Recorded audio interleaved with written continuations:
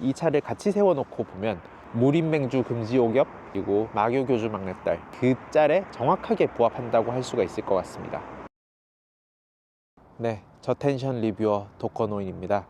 이번에 시승하는 차는 레인지로버 벨라의 페이스리프트 모델입니다. 2021년에 페이스리프트 전 모델을 먼저 타봤는데요. 랜드로버 차량의 어떤 정비성이라든지 내구성 그런 것들의 악명과는 상관없이 정말 예쁜 SUV를 꼽으라면 가장 많이 언급되는 차가 바로 이 레인지로버 벨라일 겁니다. 지금 보시는 이 레인지로버 벨라는 제리 백거번이 처음에 이 차를 디자인할 때 얘기를 했던 것처럼 모던 레인지로버의 시작이자 이상이라고 할 수 있는 환원주의적인 디자인이라고 해서 불필요한 요소들을 다 깔끔하게 없애버리는 그런 디자인을 추구를 했는데요. 레인지로버 벨라의 전기형과 후기형을 놓고 봤을 때 딱 떠오르는 짤이 있었습니다. 이번 레인지로버 벨라 페이스리프트 같은 경우는 그 카리나가 보여줬던 윤곽이 강한 메이크업, 어떤 좀 강렬하게 보이는 디자인, 이런 것들이 도전적인 그런 분위기를 보여줬었는데요. 이 차를 같이 세워놓고 보면 무림맹주 금지 오겹 그리고 마교교주 막내딸 그 짤에 정확하게 부합한다고 할 수가 있을 것 같습니다. 좀 더 예술성을 강조를 했던 전기형의 라디에이터 그릴 대신에 좀 플랫하게 디자인되면서도 고광택의 블랙 소재를 적용해서 좀 더 스포티한 형상을 구현을 했고요. 하단부 범퍼 디자인 역시 거기에 맞춰서 고광택의 블랙으로 좀 더 역동적인 모습을 잡아놨습니다.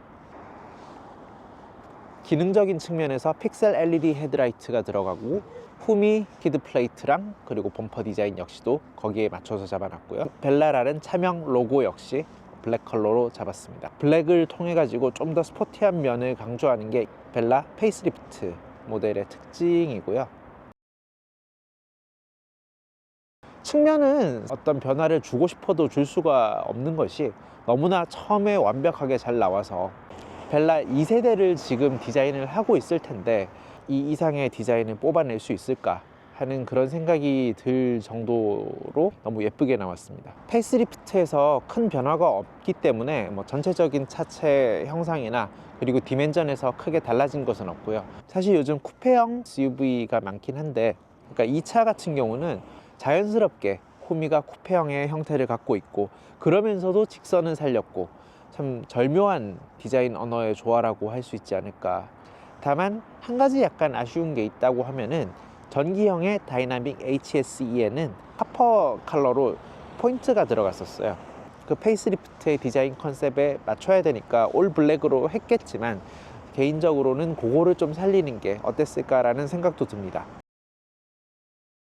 변화폭이 제한적인 외관과 달리 인테리어에는 상당히 많은 변화가 있습니다. 기존 틸팅 방식의 10인치 터치스크린과 아래쪽 보조 스크린을 11.4인치로 확장된 중앙 스크린 하나로 통합했습니다. 빈 보조 스크린 자리는 수납 공간 및 스마트폰 충전 공간으로 바뀌었고요. 보조 스크린이 담당하던 자주 쓰는 기능을 패널 좌우의 프리드라이브 패널로 대체했습니다. 소프트웨어 오버 디 에어 방식으로 PB 프로, 내비게이션 온보드 진단, 그리고 셰시나 ECU를 전체 업데이트할 수도 있습니다. 그러면서 센터 콘솔 레이아웃 자체도 바뀌었는데요. 운전석 쪽에 가깝던 기어 다이얼이 중앙에 레버로 바뀌었고 컵홀더는 가로로 배치됐습니다. 오히려 지금의 센터 콘솔과 전기형의 10인치 스크린이 맞춰진다면 깔끔하잖아. 재미로도 미학적으로도. 조금 아쉽다는 생각이 드는 게 이게 고급스러워 보일 수도 있는데요. 흠집 같은 것도 되게 많고 그리고 이게 뭐가 흐르거나 액체 같은 게 묻으면 바로 이게 얼룩이 돼 버린다는 단점도 있습니다. 오일 피니쉬 같은 거라도 먹이든지 내부 소재에서 막 그렇게 경량화를 신경을 쓰지 않았어요. 이 차 패드시프트 요 감성이 참 좋은데 되게 묵직한 쇳덩이거든요 이게. 여기 스티어링 휠에 이제 금속 트림하고 같은 컬러로 통일해가지고 굉장히 고급스러운데 소리 들리시죠? 경량화를 하려고 하면은 카본 파이버를 쓰든지 플라스틱을 써도 되는 부분인데 이렇게 해놓은 것 같으면은 내구성을 중시한 어떤 마감을 했으면 좋지 않았을까라는 생각이. 독거노인. 전기형의 경우에는 다이나믹 HSE가 1억 1,900만 원이 조금 넘었습니다. 고급 모델의 경우에 페이스리프트가 되면서 가격이 오르는 거는 좀 인지상정이긴 한데요. 다이나믹 HSE의 경우에는 정확히 따지면 1억 2,420만 원 정도고 400에서 500만 원 정도 오른 셈인데요. 부분 변경 때는 5% 정도 가격이 상승하고 풀 체인지 때는 10% 정도 차량 가격이 상승하는 것이 요즘의 자동차 가격 트렌드입니다. 파워트레인도 변한 건 없습니다. 직렬 6기통 3.0L 인제니움 엔진이 들어가 있고요. 마일드 하이브리드 시스템이라서 그런지 귀엽게 이렇게 엔진 커버 위에 배터리 모양, 직렬 6기통 특유의 부드러운 느낌으로 시동이 기본적으로 배기량이 있다 보니까 우르릉 하면서 또 그런 중후함도 있는 것이 바로 이 인제니움 3.0L 엔진입니다. 고장만 안 난다면 이라는 전제하에 굉장히 기분 좋은 느낌을 주는 엔진이고요. 디펜더 130 거기 들어갔던 엔진하고 동일한 건데 400마력이고 그리고 최대 토크는 56.1 다 동일하죠. 이 차가 좀 더 어울리는 차량이 아닌가 생각을 합니다. 컴포트 모드하고 에코 모드하고 비교적 차이가 좀 확연합니다. 가속 페달을 같은 깊이로 밟고 있을 때 이 모드를 바꿔보면요, 에코로 돌아가면은 속력이 확 떨어지는 걸 느낄 수가 있습니다. 그리고 변속점이 좀 빨라져요. 엔진에 가해지는 부하를 줄이고 연료 소모를 줄이기 위한 어떤 전략적인 부분이 들어가 있고, 부드러운 엔진이 돼서 그런지 다이내믹 모드를 한다고 해서 막 소리가 막 요란하게 나고 이런 거는 아닌 것 같아요. 그 소리적인 측면을 좀 중시하시는 유저들이라고 하면은 아쉽다는 생각을 하실 수도 있습니다. 부드러운 맛의 승차감 이런 것들을 선호하신다라고 하면은 충분히 선택지로서 매력적인 차라고 할 수 있겠죠.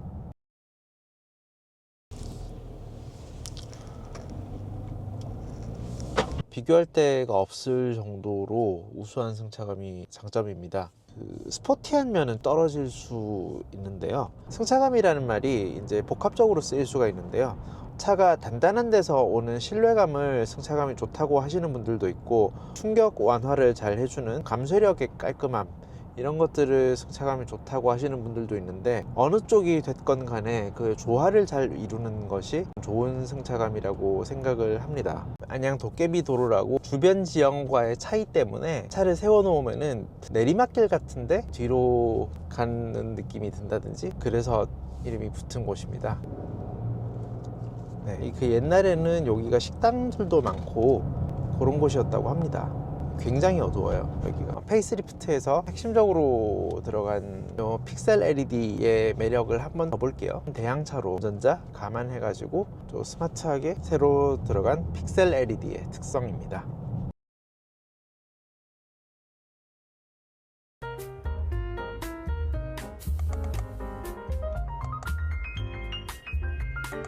요 다기능 버튼에다가 기능을 할당하는 게 되게 자유도가 높아요. 근데 처음에는 이거를 세팅하는 데까지 내가 어떤 기능을 어떻게 세팅해야지 이런 부분들이 명확하게 감이 안 오고, 이 기능 저 기능 막 다 꺼내보고 그러지 않는 경우가 훨씬 많거든요. 길게 눌렀을 때는 이 계기판 정보, 짧게 눌렀을 때는 표시되는 미디어 전환이 되도록 계기판을 들여다볼 일이 많지 않을 것 같아서 저는 항상 연비를 자주 보고 다니는 편이라서,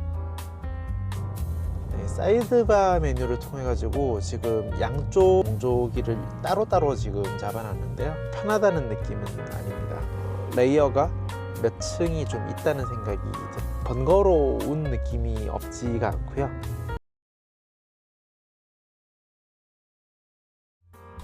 페이스리프트 이후에 약간 판매 반등 효과가 좀 있을 거라고 생각을 했는데,